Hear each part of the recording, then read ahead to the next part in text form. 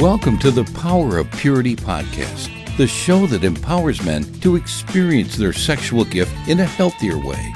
Now here's your host, Tony Ingracia. Hey guys, what up? Welcome back to the Power of Purity podcast. I'm really glad you could be with me today as we continue this new series of episodes I started last time that I'm entitling When You or Your Spouse Doesn't Like Sex.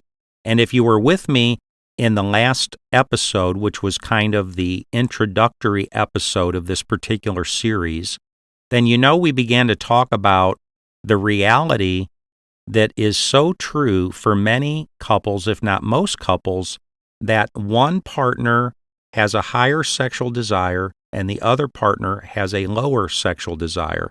This is true for probably most married couples. And this tension or this disparity between sexual desire can often lead to misunderstanding and hurt and confusion and disorientation and hurt feelings and all this kind of stuff.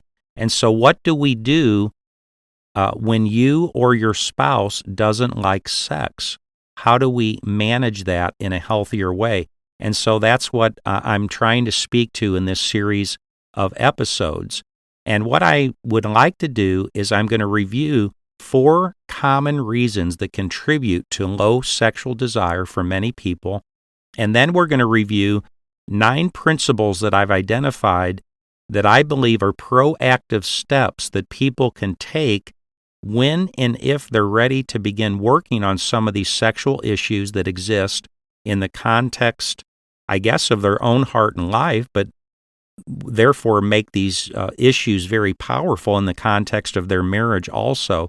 So what do we do about this? These 9 principles are intended to help us when and if we're ready to begin to work on some of these issues so we can try to close the gap that might exist between you and your spouse and help you guys begin to find an equilibrium where there isn't such a disparity, and maybe you can be connecting with each other through physical intimacy and sexual intimacy on a more regular basis and help you guys be healthier together maybe than you've ever been before. And before I get into these 4 common reasons that contribute to low sexual desire, I do want to reflect on just one disclaimer that I offered last time, and that is I understand that it can be either partner that is the high-sexed partner or the low-sex partner, meaning their sexual desire and interest. But I would advocate that more often than not, it is the man who is the higher-sexed person. He wants sex more than his wife, and it's the woman who is the lower-sexed individual. And because of that, as I work my way through this material, I'm going to be presenting it from the angle that it's the woman who is the lower-sexed person. But I understand and recognize that that isn't always true, and in some situations, it is the man who is the lower-sexed individual, and therefore the principles are just as true, and they do apply either way, but just for the purpose of efficiency, I'm going to present the material as if it is the woman who is the lower-sexed person in the relationship. So first, I'm going to talk a little bit about 4 common reasons that contribute to low sexual desire for many people.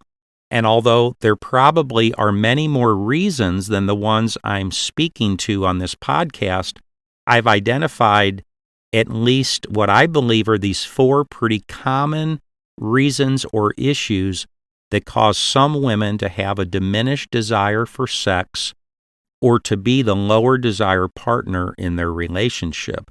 So let me just quickly mention each of these 4 issues, and then I'm going to talk just a little bit about each one of them. And those 4 common reasons that contribute to low sexual desire for many women are this. Number 1, her and her relationship with her husband. Number 2, her and her relationship with sex. Number 3, her and her relationship with her body. And number 4, her and her relationship with herself. And although I do not consider myself to be an expert at all in any of these four categories, I am a licensed professional counselor and I am a pastor, but I'm not a medical doctor, I'm not a gynecologist, I'm not a psychologist or a psychiatrist, but I will attempt to share at least a few thoughts about each of these four issues, and then I'm going to go on to the 9 principles and suggestions that will help you take positive action if you feel that any of these 4 issues might be a reality in your life and situation. So the first reason that contributes to low sexual desire for many women is her and her relationship with her husband. And guys, let me just say this. I would advocate that who you and your wife are together sexually will be predicated upon who you and your wife are together relationally. Or said another way, if you're not relationally close and connected to one another, you will not be sexually close and connected to one another. Or here's another way to say it, sex always happens in the context of a relational environment. And the sex that happens in a relationship will be predicated upon the relational environment in which said sex is happening.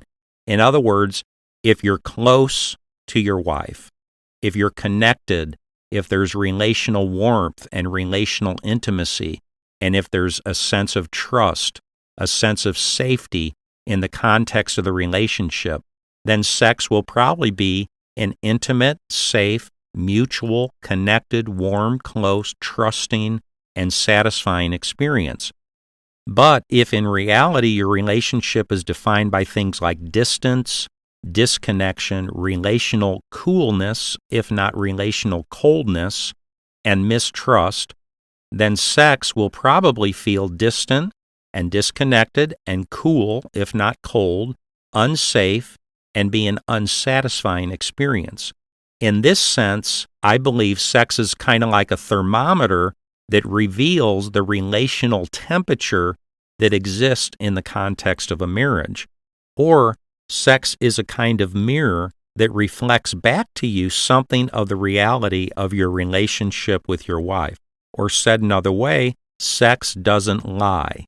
And the thermometer of what's happening sexually between you and your wife is probably a pretty good indicator that exposes some realities about the emotional and relational condition of your marriage.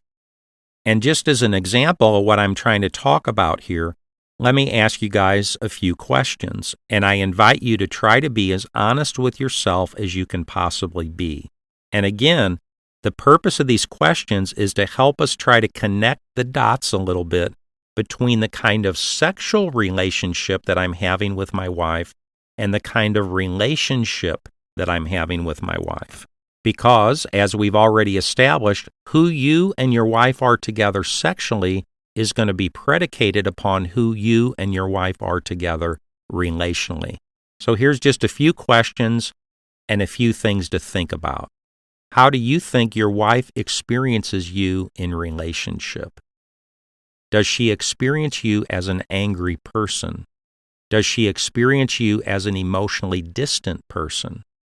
Do you think your wife experiences you as a safe person? Are you emotionally available and connected to your wife? Are you verbally safe to your wife? Are you relationally safe to your wife? If you had to choose, do you think in general you make your wife feel good about herself or bad about herself? Do you think your wife feels secure in her relationship with you? Do you think your wife feels loved by you? Does she feel like she's special to you? Does she feel like she's cherished by you? And if you had to do it all over again, that you would choose her and marry her all over again out of all the women on planet Earth? Do you think your wife feels heard by you? Do you think your wife feels known by you? Like you know who she really is and what's really going on in her head and her heart and her life? Do you think your wife feels understood by you? Do you think your wife feels cared for by you, not just physically and financially, but emotionally and spiritually and relationally? Do you think you make your wife feel special? Does your wife feel that you're the spiritual leader of your relationship and your home? How do you think your wife experiences you when the two of you have sex? Do you think she experiences sex with you as more of a body-to-body thing or more of a soul-to-soul thing? Do you think your wife feels like you're giving something to her through sex or like you're taking something from her through sex? Do you think the way you have sex with your wife conveys more of a love thing to her or more of a lust thing to her? If your wife was upset or if something was really bothering her, do you think you're the first person she would choose to share her thoughts, feelings, and struggles with? Well, guys, you get the idea. If you really think about it, there's a lot more nuances and dynamics happening in the context of your relationship than might appear at first glance. And I'd advocate that all of these nuances and dynamics are affecting not only your relationship with your wife, but also your ability to be sexual together and what kind of sex you're experiencing together with your wife. But one thing's for sure, and that is that the kind of sex that's happening in the context of your marriage with your wife, more often than not, is going to be a reflection of the kind of relationship that you're having with your wife. And therefore, if you're interested in having a better sexual connection with your wife, you should also be interested in having a better relational connection with your wife. Because as you cultivate a better relationship with your wife, you'll likely at the same time be cultivating the possibility of a better sexual relationship with your wife. And by the way, for more information about this topic in general, you're invited to watch session 13 of the Power of Purity Conference, which is entitled Relational Intercourse, because this is what this session focuses on, cultivating the kind of relational environment that creates the possibility of true, authentic, connected, and intimate sex. So point one is this, you guys. If your wife is the low-desire partner in your marriage, it might reveal the reality that your relationship is not where it should be or what it should be. And if you're willing to seriously work on developing your relationship with your wife, it might just have a serious impact on her sexual desire and the sexual environment of your marriage. And with that being said, we go to the second reason that might contribute to low sexual desire for many women, which is this: her and her relationship with sex. Sometimes a woman can have issues with sex itself. In other words, for whatever reason, she might be uncomfortable with sex, or afraid of sex, or ashamed of sex. Maybe she was sexually abused as a child, which represents one of the deepest hurts and pains of her life, and she's never really looked at or processed her sexual abuse or what happened to her, or she's never done any therapeutic work around it, and as a result, she's uncomfortable with sex, she's afraid of sex, or she simply doesn't like sex. Maybe she was raped at some point in her life, and she's never really dealt with her rape, and as a result, she's uncomfortable with sex, she's afraid of sex, or simply doesn't like sex. And chances are she doesn't even necessarily connect the dots between what happened to her maybe 30 years ago and what's going on in the context of the marriage today, but more often than not, you'll be surprised at how those events are connected and how one is influencing the other. Maybe she was raised in a very traditional or rigid or legalistic Christian home, and it was virtually indoctrinated into her throughout her childhood that she should not have sex, and that sex is dirty or bad, and that she should not enjoy sex, and that sex is wrong. And as a result, she simply has never been comfortable with sex, she's never liked sex, or she's been afraid of sex. Or maybe she's repeatedly been disrespected and mistreated and used and taken advantage of sexually by many men in many different relationships, and as a result, sex feels uncomfortable or dirty or shameful or unsafe to her. As a matter of fact, did you guys know that in the Diagnostic and Statistical Manual of the American Psychiatric Association, also known as the DSM-5, there's a complete section that's dedicated exclusively to various sexual disorders that can occur in both men and women, including the following 8 disorders that can occur for women. And by the way, for any ladies that might happen to be listening to this podcast, don't feel too bad about the following 8 possible female sexual disorders, because there are at least 17 listed in the DSM that apply almost exclusively to men. But for the ladies, there are at least the following 8 female sexual disorders that are possible. Number 1 is hypoactive sexual desire disorder, which is a persistently or recurrently deficient or absent desire for sexual activity. Number 2 is sexual aversion disorder, which is persistent or recurrent extreme aversion to or avoidance of or almost all genital contact with a sexual partner.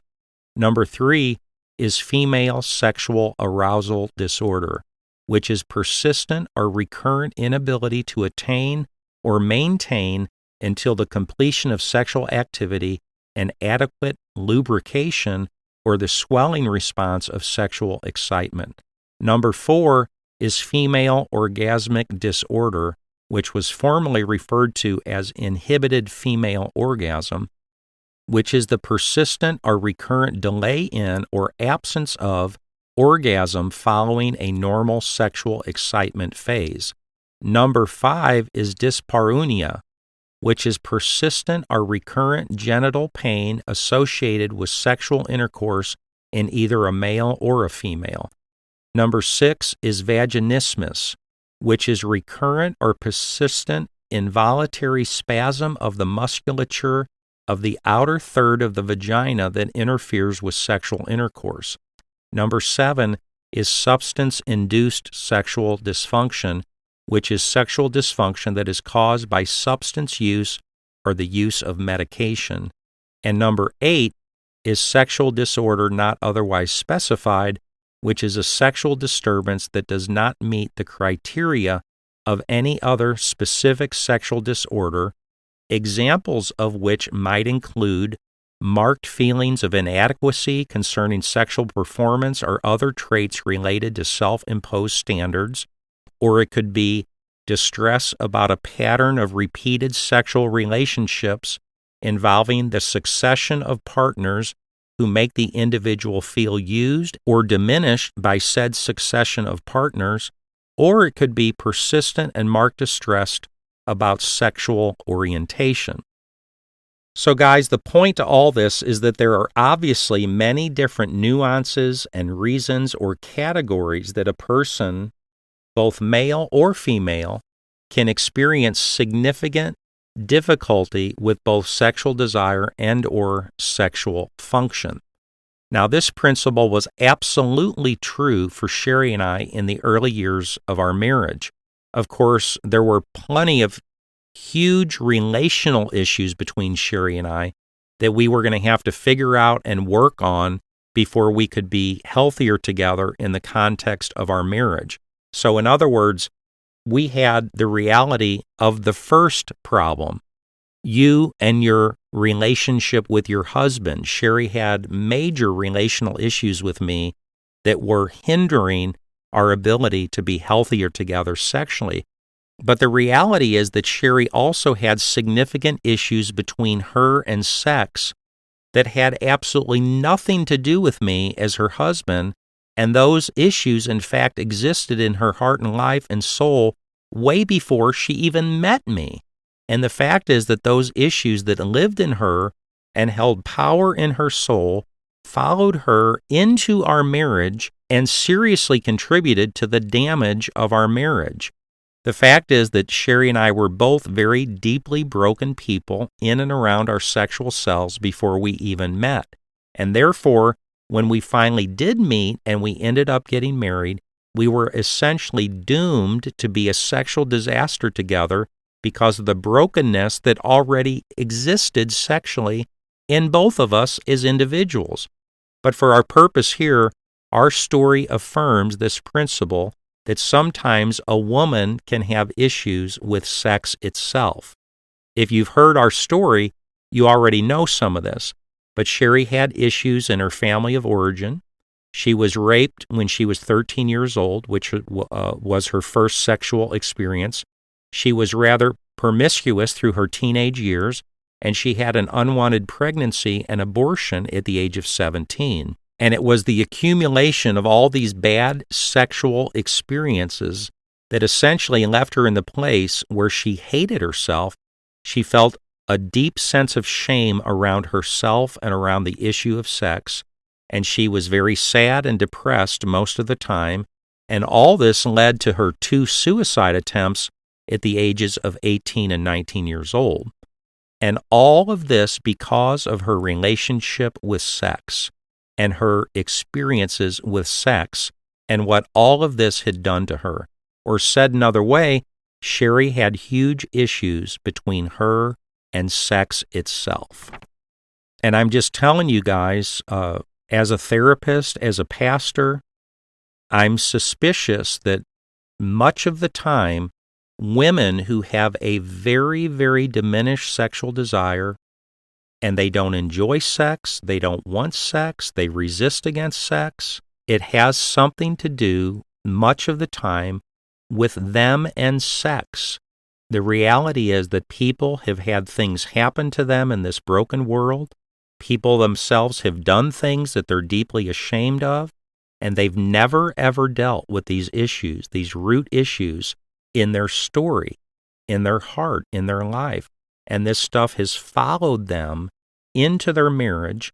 And if you could see people's souls, it's as if they have chains on the inside of them, holding them in places of captivity and bondage and prison and shame, you see.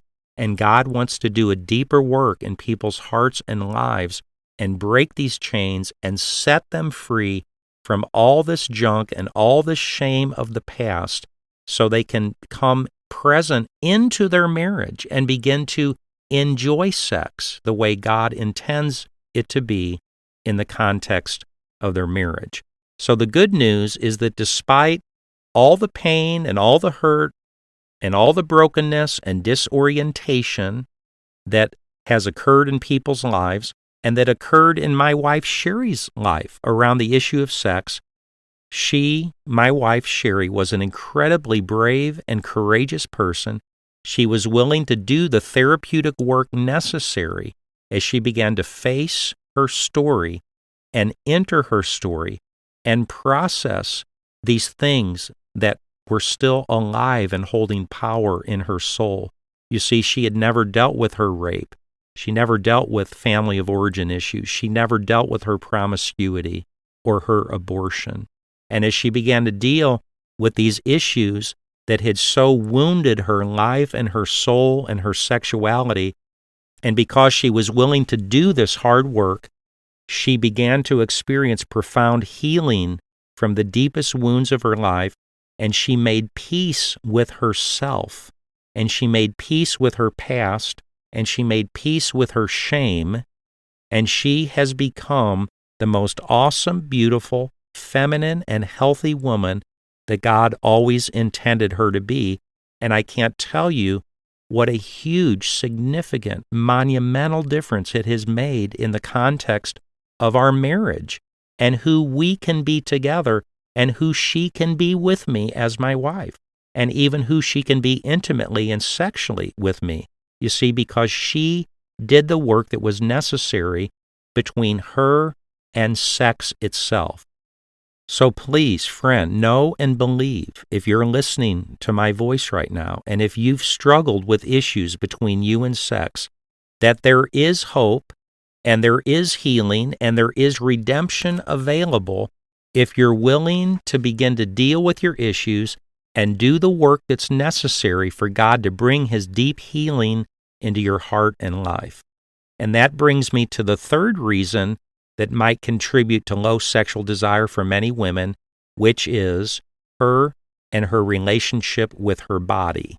And the fact is that sometimes a woman can have issues happening literally in her physical, natural, organic body that affect her sexual desire and or her relationship with her sexual self. And as a result, she may struggle on a spectrum from very diminished sexual desire to virtually no sexual desire at all. And as previously noted, I've already mentioned at least 8 possible female sexual disorders that are mentioned in the American Psychiatric Association DSM-5 manual, and at least 3 of them concern difficulties that can happen between a woman and her own physical body. Number 1 was female sexual arousal disorder, which is the persistent or recurrent inability to attain or maintain until the completion of sexual activity and adequate lubrication or the swelling response of sexual excitement. Number 2 was dyspareunia, which is persistent or recurrent genital pain associated with sexual intercourse in either a male or a female. And number 3 was vaginismus, which is recurrent or persistent involuntary spasm of the musculature of the outer third of the vagina, which interferes with sexual intercourse. So you see, guys, sometimes a woman has an issue with her body where literally physically she's unable to lubricate, or there's literal pain in her body caused by sexual activity or sexual intercourse, or there's these issues of spasms. So there's something going on in her body that's making it very difficult, and these things therefore work together to cause low sexual desire. Then in addition to these issues of physical pain, there can also be other issues such as birth defects or hormonal imbalance that can make it difficult to impossible for some women to enjoy sex even with their own husband. For example, there's a condition called ambiguous genitalia.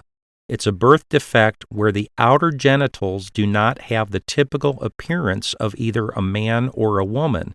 In such cases, a woman can have such an enlarged clitoris that it actually looks like a small penis, and in such cases, an infant girl may actually be mistakenly thought to be a boy at the point of birth. Other female developmental disorders include conditions when a baby girl may be born without a vagina or have the vaginal opening severely or completely obstructed, or be born with 2 vaginas or a vagina that opens into the urinary tract. There's also a condition called aphalia. It's a rare occurrence when a male is born without a penis or where a female is born without a clitoris. And believe me when I say that these various physical abnormalities go on and on and on, as there are many more possible conditions and issues that I need to mention for our purposes in this podcast. But the point is simply this, you guys. Sometimes a woman can have issues happening literally in her physical, natural, organic body that affect her sexual desire and can cause her to have a very diminished sexual desire to virtually no sexual desire at all. And before I finalize this point, I'd like to mention at least one other physical issue that I believe is quite common. I think it's very common and might affect way more women than you think, and that's the issue of low testosterone. And I know that when we think of testosterone, we immediately think of it as a male hormone, but the fact is that females also have testosterone in their bodies, and they need testosterone in order to be healthy, both mentally and physically. And if you'd like more information about the effect of testosterone on females, and specifically the effect of testosterone on the sexual desire and the sexual drive of females, then I would highly recommend that you visit Dr. Kathy Maupin's website at biobalancehealth.com. And I'm going to spell that. It's Maupin, Dr. Kathy Maupin at biobalancehealth.com. BALANCEHEALTH.com. Dr. Maupin is a board-certified fellow of the American College of Obstetrics and Gynecology, is the founder of the BioBalance Health Clinics, and is the most experienced hormone doctor in the St. Louis area, and has authored the book, The Secret Female Hormone, How Testosterone Can Change Your Life. Dr. Maupin explains how testosterone deficiency syndrome, also known as TDS, testosterone deficiency syndrome, can radically affect females, including the female sex drive. She explains that testosterone is a necessary hormone for the health of women. Testosterone must be replaced in order that women look and feel young and healthy as they age. She explains how testosterone stimulates the production of growth hormones and makes women leaner, how testosterone protects, but does not completely prevent, both sexes from dementia, Alzheimer's disease, heart disease, diabetes, autoimmune diseases, and cancers. She explains how testosterone prevents osteoporosis and frailty within women, and how testosterone causes women to have positive and pleasant moods. And again, if you have any interest or curiosity about this at all, I highly encourage you to go to Dr. Maupin's website at biobalancehealth.com, and you'll find all kinds of important and enlightening information there. And I want to say a word just about why I believe so much in Dr. Kathy Maupin, you guys. I don't know her personally. I've never met her. But the main reason I'm talking about this, and I'm throwing this in this podcast, is because my wife has met Dr. Maupin. She's personally visited with Dr. Maupin, and she has experienced Dr. Maupin's bioidentical therapy. And all I can tell you guys is that it has very seriously, radically, powerfully affected my wife's life in many significant ways, including her energy level, her activity level, her sense of self-esteem and well-being, and the level of her sexual interest and desire. So I would, from personal experience, very highly recommend, whether you're a male or a female. She works with males too, guys. So if you have a sense that you might have low testosterone, low energy, low sex drive, it might have to do with the testosterone level in your body. And she does this bioidentical health on both males and females. She can help people with this, and it's unbelievable how it helps people. So if you're struggling with little to no sexual interest or desire, I might recommend that you visit with your doctor, have a checkup, or visit with Dr. Maupin if you're in the St. Louis area, or if you're not in the St. Louis area, find a similar bioidentical hormone doctor in your area. You might want to contact Dr. Maupin in St. Louis. Maybe she can refer you to somebody, and that you have a serious evaluation done on your physical body and your physical health, because there's no doubt that your relationship with your own physical body can and will and does have a direct and profound influence on your libido and your level of sexual desire and interest. And with that being said, you guys, I see from the clock that I'm out of time today, so I'm going to go ahead and bring this episode to a close of the Power of Purity podcast. Please come back and be with me in our next episode, and we will continue with the fourth reason that some people have diminished sexual desire. And I'll look forward to seeing you guys in our next episode. God bless you and have an awesome day.